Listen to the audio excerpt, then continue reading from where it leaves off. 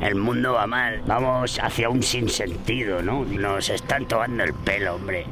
La gente está agarrada a un palo. Y lo que hay que hacer es soltarse del palo.